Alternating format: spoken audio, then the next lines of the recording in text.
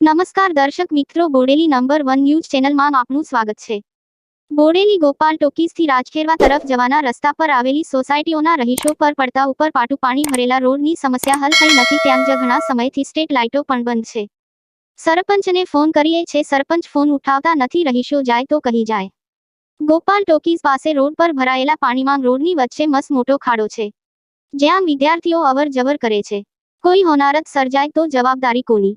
સરકારી બાબુઓ પોતાની જિંદગીમાં વ્યસ્ત, રોજ-રોજના સમાચારો વિડીયો ફક્ત જોઈને જ તંત્ર સંતોષ માને છે। રહીશોએ એમને ખોબે ખોબે મત આપી ચૂંટેલા સરપંચ ઘટતું કરવા કેમ તૈયાર નથી?